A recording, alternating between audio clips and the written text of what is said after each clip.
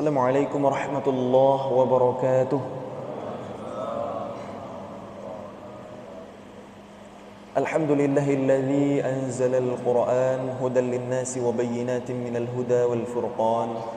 Allahumma salli wa sallim ala nabiyyina wa sayyidina Muhammadin wa ala alihi wa sahbihi wa man tabi'ahum bi ihsanin ila yaumiddin.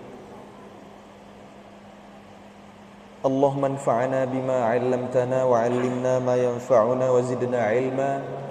Rabbi shrah li sadri wa yassir li amri wahlul 'uqdatam min lisani yafqahu qawli. Mari kita bersyukur kepada Allah. Subuh pagi ini Allah izinkan kita berkumpul di rumahnya yang megah, yang mulia, yang penuh dengan barakah. Barakah waktu subuh, waktu pagi yang didoakan Nabi, Allahumma barik li ummati fi bukuriha. Barakah salat berjamaah, barakah kita merajut ukhuwah, dan barakah kita berada di majelis ilmu sambil niat i'tikaf di rumah Allah, berlapis-lapis keberkahan. Semoga Allah ridha kepada kita dan memudahkan jalan kita menuju surga. Amin. Mari kita memperbanyak salawat kepada panutan kita, teladan kita, baginda Nabi Muhammad sallallahu alaihi wasallam. Semoga dengan kita bersalawat kepadanya, mempelajari sejarah hidupnya, mengamalkan sunnah-sunnahnya, Allah memilih kita di antara umat Nabi kelak yang mendapatkan syafaat di akhirat. Amin ya rabbal alamin. Yang saya hormati dan saya muliakan Ketua beserta pengurus Masjid Agung Al-Ikhlas, pengurus Yayasan Al-Ikhlas, ketua dan anggota Prima Al-Ikhlas, jamaah subuh keliling, alim ulama, tokoh-tokoh masyarakat yang hadir, ayah bunda yang berbahagia, teman-teman seperjuangan, dan adik-adik semuanya yang disayang oleh Allah Subhanahu wa ta'ala. Di kesempatan subuh pagi ini, izinkan saya untuk menyampaikan sedikit mau'izah hasanah sebagai reminder, sebagai pengingat untuk saya pribadi dan untuk kita semua. Semoga menjadi ilmu yang bermanfaat, yang bukan sekedar menjadi wawasan di pikiran, melainkan yang bisa kita amalkan dalam kehidupan. Tidak usah lama-lama, cukup kultum saja boleh? Ya, kultum itu kuliah 7 menit atau kuliah terserah antum? Ya? Kuliah 30 menit. Baik. Jamaah subuh yang sama-sama mengharapkan ridha Allah Subhanahu wa ta'ala. Inspirasi dan motivasi boleh dari siapapun, tapi kalau kita mau belajar agama mesti kepada ahlinya. Nah, saya ini sejujurnya bukanlah seorang ustaz, apalagi seorang alim ulama. Karena kalau di Timur Tengah sana, panggilan ustaz itu untuk orang yang menempuh pendidikan agama, perguruan tinggi, minimal S2, S3, itu baru dipanggil ustaz. Nah, kalau di Indonesia, semua da'i, semua mubaligh, bahkan guru ngaji di TPA pun kita panggil ustaz. Karena memang beda tradisi. Nah, saya harus klarifikasi, saya ini hanya da'i, hanya mubaligh, hanya menyampaikan. Apa itu da'i? Orang yang berdakwah. Apa itu dakwah? Mengajak orang ke jalan Allah. Ud'u ila sabili rabbik bil hikmah wal mau'izatil hasanah. Ajaklah orang-orang ke jalan Allah dengan hikmah. Apa itu hikmah? Al-isabah ma bainal ilm wal amal. Hikmah itu kesesuaian antara ilmu dan amalan. Itu hikmah. Kemudian mau'izah hasanah itu apa? Nasihat-nasihat kebaikan. Nah, ini yang sekarang kita lakukan. Mau'izah hasanah. Namun dakwah itu bukan hanya dengan ceramah, bukan hanya dengan tausiah. Ada banyak cara untuk berdakwah. Anak-anak muda hari ini yang aktif di sosial media, karena kebanyakan anak muda itu main sosmed. Nah, bikin konten-konten yang positif, konten-konten kreatif dalam rangka mengajak anak-anak muda untuk dekat dengan agama, dekat sama Allah. Itulah dakwah. Misalnya saya pribadi hari ini juga qadarullah menjadi seorang influencer. Maka konten dakwah saya di sosial media itu yang utama bukan ceramah, melainkan lantunan Al-Quran. Walaupun saya ini bukan qori juara internasional, saya ini bukan orang yang bacaan Qurannya fasih, bukan juga yang paling merdu, bukan yang murkin hafalannya, bukan yang faqih ilmu agamanya. Itulah dakwah. Enggak harus menunggu sempurna untuk berdakwah. Karena kata Nabi, ballighu anni walau ayah. Sampaikan dariku walaupun satu ayat. Kalau kita nunggu sempurna, hanya Nabi dan Rasul yang pantas melakukannya. Namun fadilah dari dakwah itu luar biasa. Ini yang menjadi semangat saya. Man dalla ala khair falahu ajru misluh fa'ilih. Siapa yang menunjuki jalan kebaikan, baginya pahala yang sama dari orang yang mengerjakan. Abu Bakar As-Siddiq radhiyallahu an, sahabat mulia.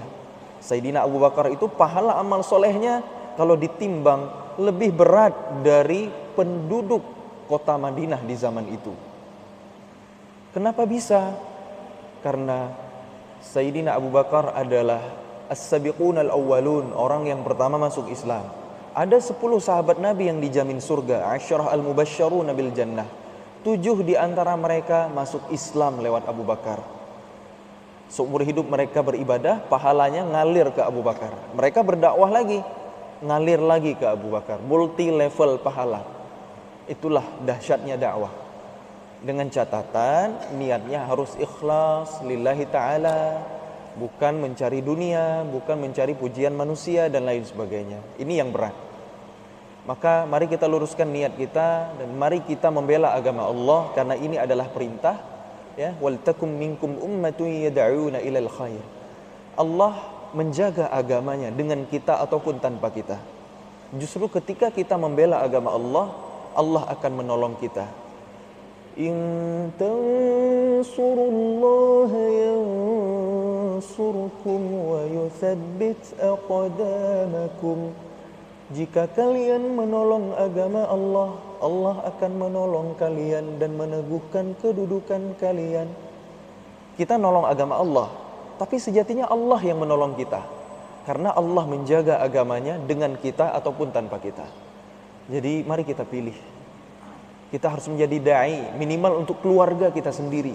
Karena dakwah itu bukan ceramah. Dakwah yang lebih efektif justru dengan qudwah, dengan teladan kebaikan. Misalnya kita sebagai orang tua mau mendakwahi keluarga, mendakwahi anak-anak kita. Anak kecil bisa gagal menerima nasihat, tapi dia tidak pernah gagal meniru apa yang ia lihat. Maka penting untuk menjadi orang tua yang salih. Untuk baiknya sebuah keluarga. Baiknya sebuah keluarga, kumpulan keluarga akan menjadi masyarakat, maka akan baik pula masyarakat. Baiknya masyarakat, kumpulan masyarakat itu akan menjadi peradaban. Baiknya sebuah peradaban itu dimulai dari perbaikan diri sendiri. Karena kurikulum yang ada dalam Al-Quranul Karim berdasarkan urutan turunnya wahyu kepada salah seorang ulama, yaitu Syekh Profesor Dr. Munir Ghadban hafizahullah ta'ala. Kata beliau dalam kitabnya Al-Quran Kaifa Yubarmijul Hayah, bagaimana Quran itu memprogram kehidupan. Ternyata hasil penelitian beliau, Al-Quran berdasarkan urutan turunnya, yaitu surah Al-Alaq, kemudian Al-Qalam, kemudian Al-Muddathir, Al-Muzammil, Al-Muddathir, kemudian Al-Fatihah dan seterusnya. Sampai surah ke-38 yang turun itu temanya sama, yaitu Islah an-Nafs, tentang perbaikan pribadi, perbaikan individu. Islah al-Fard itu temanya. Bukankah 38 adalah sepertiga dari 114? Jadi memang sepertiga isi Quran yang duluan Allah turunkan untuk Nabi adalah perbaikan pribadi. Tema-temanya tentang tazkiyatun nafs, tentang akhirat, kisah-kisah umat terdahulu untuk menumbuhkan iman di hati dan seterusnya dan seterusnya. Itu tema sepertiga awal Al-Quran. Sepertiga yang kedua adalah Islah al-Mujtama', tentang perbaikan masyarakat. Dan 38 surah terakhir yang Allah turunkan temanya tentang Islah ad-Daulah, perbaikan negara, perbaikan peradaban, perbaikan kekuasaan, perbaikan pemerintahan. Itu sepertiga terakhir dari surah-surah Al-Quran yang Allah turunkan, yang diawali dengan surah Al-Mulk yang bermakna kerajaan, kerajaannya Allah. Itulah Al-Quran, itulah mukjizat Quran. Benar-benar menjadi panduan bagaimana kita memperbaiki diri, memperbaiki masyarakat, sampai baiknya sebuah peradaban. Kalau kita renungkan, dulu ketika Allah Subhanahu wa taala menurunkan Al-Quran kepada Nabi Muhammad sallallahu alaihi wasallam, jauh sebelum Allah mengutus nabi, bukankah kondisi masyarakat Arab di kota Mekah saat itu adalah jahiliyah? Rusaknya parah sekali. Yang kuat menindas yang lemah, saling membunuh, mabuk-mabukan, perzinahan, perjudian adalah hal yang biasa. Praktek ekonominya, riba, timbangan palsu, sumpah palsu, luar biasa kerusakannya. Anak perempuan baru lahir dibunuh. Level kriminal yang paling tinggi itu ada di masa jahiliyah dulu. Allah mengutus Nabi SAW untuk memperbaiki keadaan mereka. Nah, kenapa Rasulullah SAW yang lahir di tengah-tengah masyarakat jahiliyah tapi kok tidak terpengaruh oleh sifat-sifat negatif yang ada? Mungkin kita akan bertanya demikian. Tahu jawabannya? Ternyata saat Rasulullah bayi, umur masih 1 minggu, masih merah badannya, Allah karantina calon nabinya. Allah selamatkan Rasulullah dengan disusui oleh Halimatus Sa'diyah, dibawa ke perkampungan terpencil, namanya perkampungan Bani Sa'adah. Begitulah cara Allah menyelamatkan Nabi SAW dari pengaruh negatif masyarakat jahiliyah di masa pra-kenabian dulu. Itulah kenapa Rasulullah tidak terpengaruh dengan sifat-sifat negatif yang ada di zaman jahiliyah. Bahkan hikmah yang lain disampaikan oleh ulama ahli fiqih sirah nabawiyah. Rasulullah menjadi pribadi yang sehat karena mendapatkan ASI yang lengkap 2 tahun. Nah, kalau generasi hari ini diganti, nggak dikasih ASI. ASI itu kan air susu ibu, tapi diganti dengan air susu sapi. Ya, generasi hari ini jadi kesapi-sapian kan, yang kerjaannya makan, tidur, kawin, repeat gitu. Nggak ada mikirin umat, nggak ada gitu. Mikirin perut sendiri aja, kenyang, makan terus. Nah, nggak bisa diganti gitu. Itu fitrah gitu. Kemudian hikmah yang lain apa? Rasulullah jadi sehat karena calon pemimpin itu harus sehat badannya. Kota Mekah itu banyak penyakit di zaman itu. Kalau kampung Bani Sa'ad itu udaranya bersih, cenderung steril, sehat. Jadi Allah siapkan calon nabinya bahkan sejak balitanya. Kemudian Rasulullah mendapatkan kasih sayang yang utuh dari sosok ayah dan ibu. Bukankah Rasul lahir dalam keadaan yatim? Ketika diasuh di keluarga Halimatus Sa'diyah, Rasulullah mendapatkan kasih sayang orang tua walaupun bukan kandung. Karena itu penting sekali untuk pendidikan. Kemudian hikmah berikutnya, Rasulullah SAW punya kemampuan jawami'ul kalim. Bicaranya singkat tapi maknanya luas dan dalam. Karena orang-orang di kampung Bani Sa'ad punya kemampuan retorika, punya kemampuan berbahasa yang baik. Beda dengan di kota Mekah yang cenderung bahasa pasaran, bahasa amiyah. Itulah kenapa Rasul kita Muhammad SAW tutur katanya jawami'ul kalim. Bicaranya ringkas, tapi maknanya luas dan dalam. Itulah hikmah, itulah pentingnya pendidikan anak usia dini. Harus kita perhatikan betul. Kita sebagai orang tua harus mendidik anak-anak kita. Dan Rasulullah SAW itu dipersiapkan oleh Allah selama 40 tahun. Mana yang lebih panjang? Tentu usia persiapan. Berarti pendidikan itu butuh nafas yang panjang. Kalau kita mau mendidik anak-anak kita, mendidik generasi, itu nggak bisa simsalabim gitu ya, membalikkan telapak tangan, anak kita langsung soleh, anak kita langsung jadi orang besar, itu nggak bisa. Karena Rasulullah pun dididik oleh Allah selama 40 tahun. Kalau dibanding dengan 23 tahun tugas, 13 tahun di Mekah, 10 tahun di Madinah, itu hampir 2:1. Makanya kita harus benar-benar sabar mendidik anak-anak kita. Selama 40 tahun Allah mendidik calon nabinya. Lewat seluruh episode kehidupannya. Nabi lahir dalam keadaan yatim. Ini bukan tanpa maksud. Sehingga Rasulullah di kemudian hari sangat menyayangi anak-anak yatim. Ana wa kafilul yatim fil jannah hakadha. Aku kelak dengan yang menanggung anak yatim di surga sedekat ini, sambil mengisyaratkan jari tengah dan jari telunjuk. Kemudian seluruh orang-orang kesayangan Rasulullah, orang-orang terdekat Nabi, orang-orang tercinta Nabi, itu Allah ambil satu persatu. lahir dalam keadaan yatim. Usia 6 tahun padahal baru dikembalikan oleh Halimatus Sa'diyah ke pangkuan ibundanya Aminah. Hanya setahun kebersamaan, kurang lebih, tidak lama wafat juga ibundanya Aminah. Diasuh oleh kakeknya Abdul Muthalib, hanya berlangsung 2 tahun. Usia 8 tahun Abdul Muthalib juga wafat. Kemudian diasuh oleh pamannya Abu Thalib yang sama saat Rasul berusia 50 tahun. Di saat dakwah diambil oleh rombongan pedagang, dijadikan budak. Dari satu kesedihan beralih ke kesedihan yang lainnya. Kemudian oleh rombongan pedagang itu dijual ke istana dengan harga yang murah. Terjebak lagi di istana, terpenjara lagi menjadi pelayan istana. Kemudian digoda lagi oleh istri raja untuk berzina. Terpenjara lagi dalam fitnah perempuan. Kemudian dijebloskan ke dalam penjara. Ya, ini baru penjara beneran. Nah, pada akhirnya Nabi Yusuf keluar dari penjara dengan kemampuan takwil mimpi.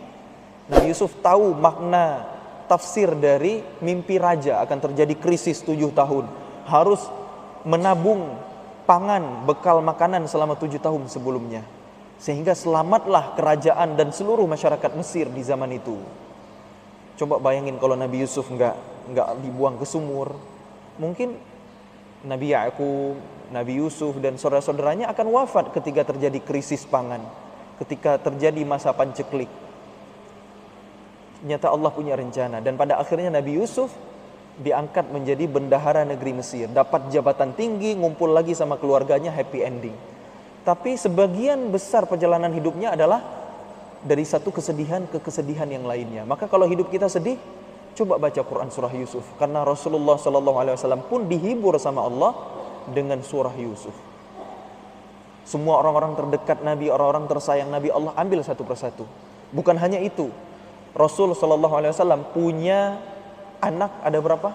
Kita adalah Sayyidah Fatimah radhiyallahu anha.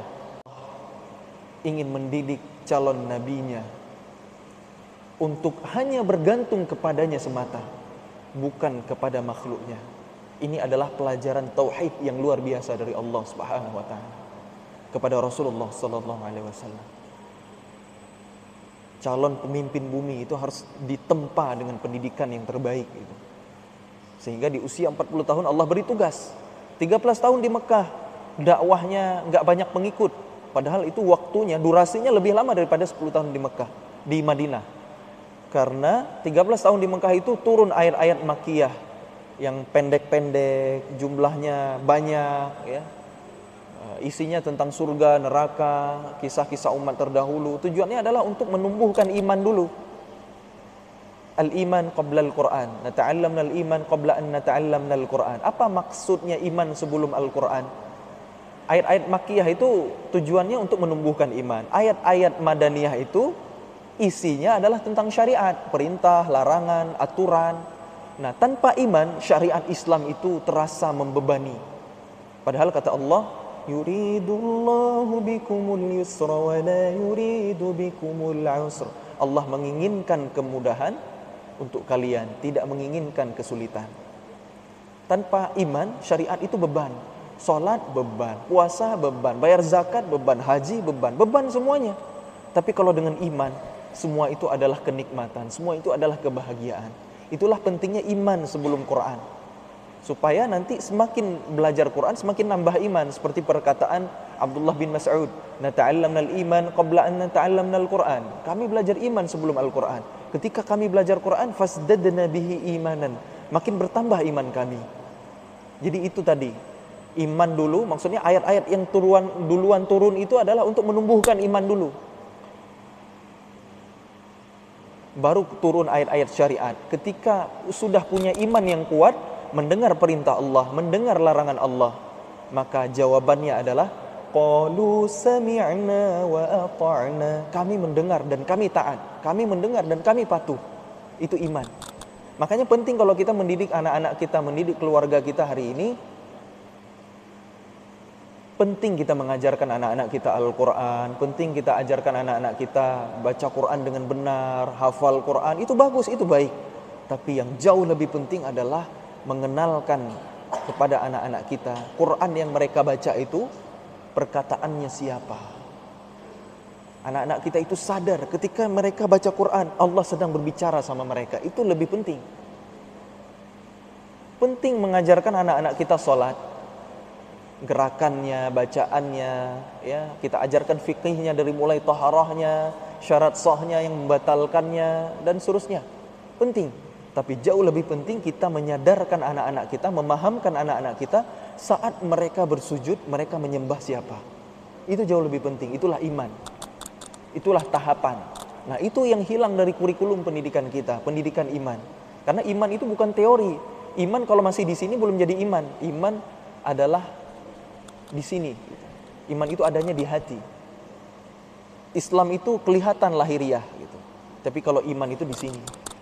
Butuh deklarasi gitu. Itu syahadat ada dalam rukun Islam. Tapi kalau iman itu amalan hati tetap berawal dari hati, kemudian diikrar dengan lisan ya, supaya orang lain bisa menghukumi bahwa kita ini muslim gitu. Kemudian dibuktikan dengan amal perbuatan. Iman itu aslinya di sini, di hati gitu. Penting sekali kita mendidik diri kita dan anak-anak kita dengan iman, supaya anak-anak kita tidak menganggap syariat Islam itu sebagai sebuah beban. Padahal Quran Allah turunkan, ma anzalna 'alaikal Qur'ana litashqa. Kami tidak menurunkan Al-Quran wahai Muhammad untuk menyusahkanmu. Jadi ayah bunda semuanya yang disayang oleh Allah Subhanahu wa taala, mari bekali diri kita dengan ilmu ya, untuk mendidik keluarga kita, mendidik anak-anak kita.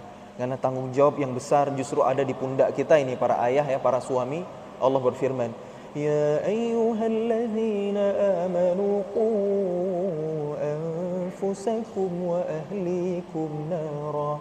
Wahai orang-orang yang beriman, jagalah diri kalian dan keluarga kalian dari siksa api neraka. Apa makna qu anfusakum wa ahlikum nara? Addibuhum wa'allimuhum. Ajarkan mereka, keluarga kita, adab dan ilmu. Nah, ini tanggung jawab kita para ayah. Tugas seorang suami, tugas seorang ayah, tugas laki-laki bukan hanya mencari nafkah, itu kewajiban. Jangan sampai gara-gara alasan sibuk mencari rezeki tapi nggak sempat untuk memikirkan pendidikan anak-anak. Kan saya sudah antarkan anak saya ke sekolah. Sekolah itu hanya pendukung saja. Al-Madrasatul Ula itu ada di rumah. Betul, ibu adalah sekolah pertama bagi anak-anak, tapi ayah adalah mudirnya, kepala sekolahnya. Maka saya menasihati diri saya sendiri dan semua jamaah, mari kita perbaiki diri kita, karena semua kita adalah dai, semua kita punya kewajiban untuk berdakwah, minimal untuk keluarga kita. Dan dakwah yang paling efektif itu adalah dengan keteladanan, dengan qudwah, dengan mensalihkan diri kita pribadi dulu, baru kita bisa menjadi muslih, memperbaiki sekitar kita, dimulai dari keluarga kita, masyarakat dan seterusnya. Kalau kita belum bisa memperbaiki diri, bagaimana mungkin kita bisa memperbaiki orang lain? Kan begitu urutannya ya. Perbaiki diri. Apa pentingnya kesolihan orang tua dalam keluarga, supaya anak-anak kita dijaga Allah.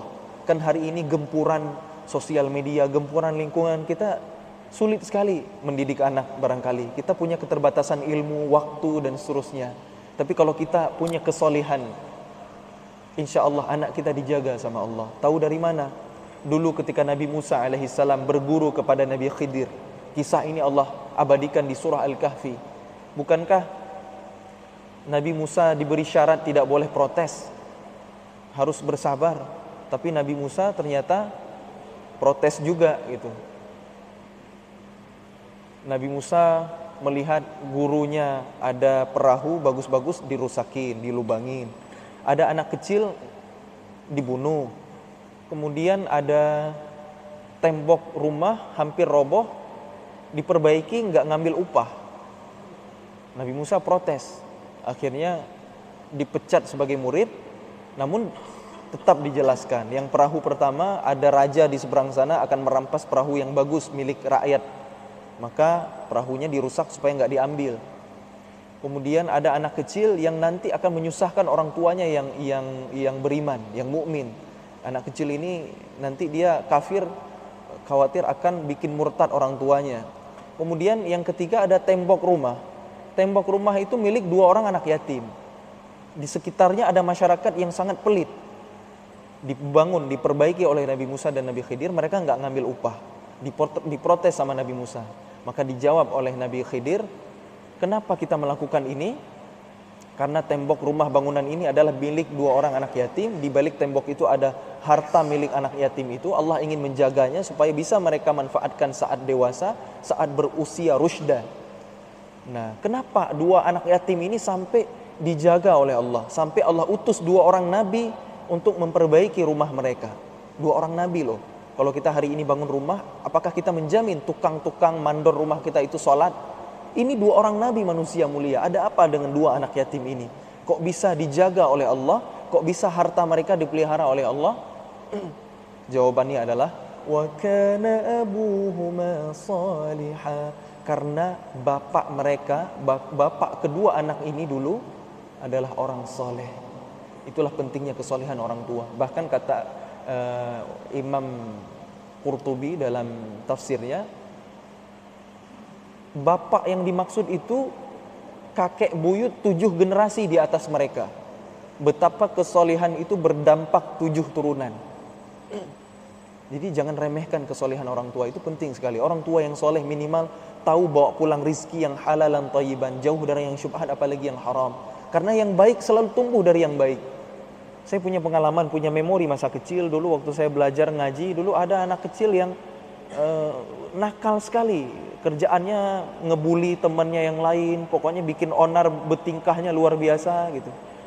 Ketika saya berpikir-pikir, apa karena orang tuanya profesinya sebagai bandar togel ya, sehingga anaknya senakal ini gitu. Saya sampai merenung seperti itu. Yang baik itu selalu tumbuh dari yang baik biasanya gitu ya. Walaupun semuanya terserah kepada Allah. Ya, dalam Al-Qur'an itu ada banyak potret keluarga. Ada yang ayahnya solih, istrinya nggak solih, ya. Suami solih, istri nggak solih, maka yang korban adalah anak-anak. Kerusakan akan semakin parah kalau yang rusak adalah perempuannya. Maka jaga anak-anak gadis kita hari ini. Sebaliknya, keluarga Fir'aun, suaminya bejat, tapi istrinya solihah. Musa dalam asuhan mereka menjadi nabi. Jadi memang masih ada peluang gitu ya. Ini bukan kabar baik buat para ayah. Tuh Fir'aun aja masih, Nabi Musa aja masih baik, bukan gitu. Masa kita harus jahat kayak Fir'aun gitu.